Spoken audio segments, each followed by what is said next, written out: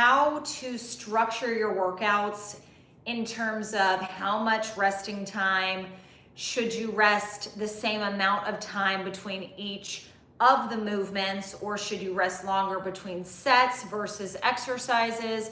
So we're going to talk about all of it, and down in the caption I'm going to include my complete document for progressive overload. So you've probably heard this term before. We want to progressively make things more difficult in order to achieve a goal. It doesn't necessarily have to be muscle building. Some people are trying to achieve endurance. Some people muscular endurance. Some people muscular strength and muscle growth. So a lot of different goals here.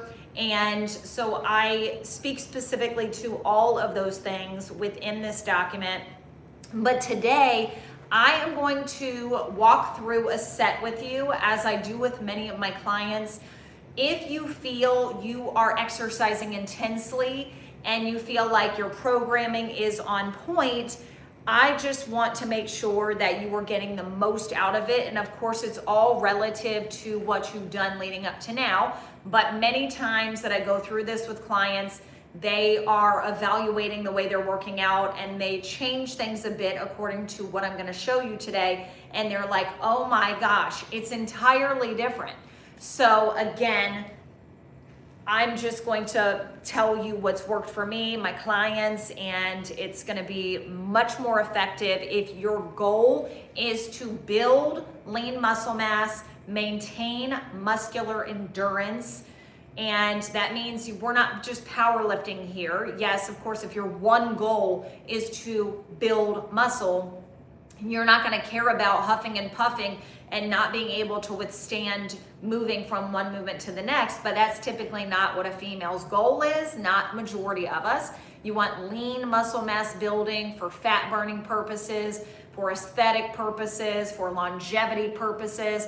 So anyhow, okay, I train my clients by giving them 3 supersets, okay? That's typically what the entire routine is going to be for most women who just have lean muscle mass building, fat burning as the goal. So let's say the first superset has shoulder press with dumbbells, moving into hammer curls with dumbbells, and then push-ups, okay? Tricep push-ups, let's say, okay? So we're doing, we're just gonna say we're doing an upper body routine today, okay? So I'm gonna show you, I have 25-pound dumbbells here, and then I also have 20-pound dumbbells, and I have 15-pound dumbbells. So the first movement is typically going to be the heavier compound lift.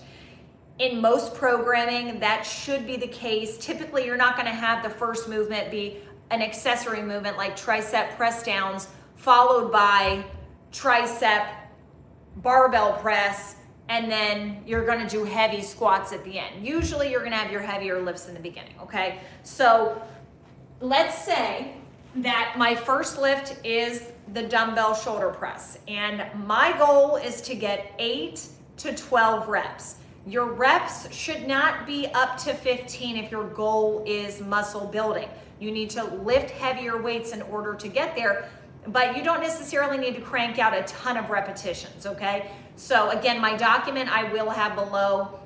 We'll go through all the specifics of that. But let's say I'm gonna grab this, and let's just say I get to 12 and I'm like, oh my gosh, that was easy. Don't stop there, keep going to 15 or 20 as long as you feel struggle, okay? I want you to feel struggle with every set you do. And even if you don't have heavy enough weights, there are ways to make it more difficult by adding a pulse, full range, okay? So tons of different ways to make things much more difficult. You can add bands, you can slow down the movements, just pulse it. Okay, but let's say the first one, I had the 25s and I cranked out 15 repetitions. So the first thing I'm gonna say is the next time you do that exercise for set 2, you are gonna bump up the weight, okay? Hands down, go up to 30, go up to 35. Now let's say that I decided to grab my 35 pounders because I'm like, well, heck, I think I can do this.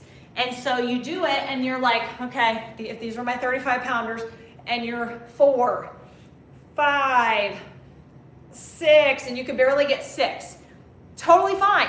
Drop it down, grab the lighter weights, try to crank out 2 more if you can with a lighter weight, call it a day.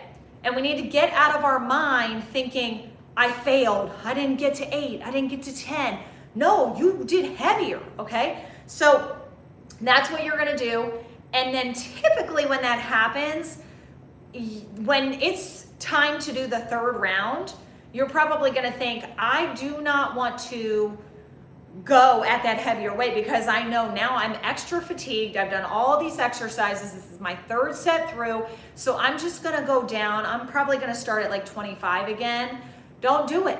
Don't do it. Go up to your heavier weight. Go up to 35 again. Even if you can only get 1 rep at 35, beautiful. Drop that weight down, grab the lighter weight, crank out a few more. Even if like you can only get 2 more. You did 1 rep with 35, grab the 30s. You could only get 2 with the 30s, drop them down, grab the 25s, and then now crank out 4 or 5 more. So we're getting up to that 8 number. 6 minimum, 8 is usually the sweet spot, okay? So that's what I want you to do when it comes to the weight. Now, when we're looking at resting time, let's say we crank this first set, the first exercise, so we did, let's say 8 to 12, and then the second movement is going to be hammer curls, okay? Same thing, goes with the weight. If you get to 15, and then I'm like, whew, okay, now it's just now starting to burn, I'm gonna go to 20. I'm gonna slow down the movement, okay? Anything to make it more challenging. So I'm gonna get there, I'm done with this, and then I'm gonna go to my push-ups, okay? What I want you to do when you have those 3 movements, you're gonna have the longest resting time before you start, obviously, before you start that 2nd round and before you start that 3rd round, okay? So the resting time between, we're gonna do a set, rest no more than 30 seconds. Then we're gonna do our set, and then we're gonna rest no more than 30 seconds. And then we're gonna do the last movement, and then we're gonna rest 1.5 minutes to 2 minutes before you start that 2nd round. And this is what's going to allow you to have that muscular hypertrophy.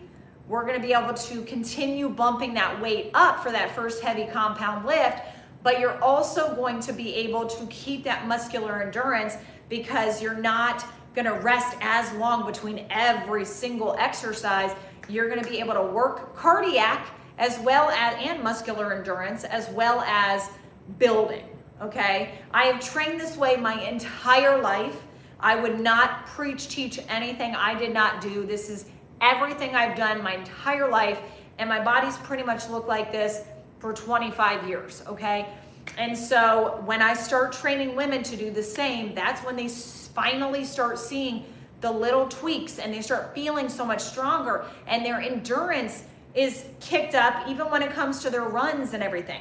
So again, try your best to shorten the rest between the 1st and 2nd, the 2nd and the 3rd moves. And then when you're prepping to go back around and do your 2nd set through, your 3rd set through, that's when we take a longer, more extended rest in order to get our weight up. You're not gonna be able to get your weight up each and every time. You're not gonna be able to get your weight up and keep it at the same weight progressively over and over. You're gonna have days where you're like, I am so weak today. What the hell is going on?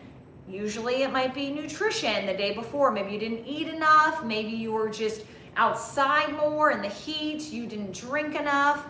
Whatever the case may be, there's usually a reason for it, but we don't need to go down the rabbit hole of like, oh my God, I'm getting weaker and this whole thing is, what am I doing? I'm losing everything. No, it's simple. Usually nutrition and stress and lack of sleep will hinder your ability to perform, and vice versa. You get a good night's rest, you didn't drink alcohol for days before that workout, and you're fueled properly, then you're gonna work out and your workout's gonna be fantastic, okay? So hopefully this was helpful. Again, when I get a chance, I'm gonna include that progressive overload document. If you're not already following this channel, then please do so. If you are looking for everything wellness for women over 40, and even the gentlemen can join in as well. But hopefully that was helpful, and we'll talk soon.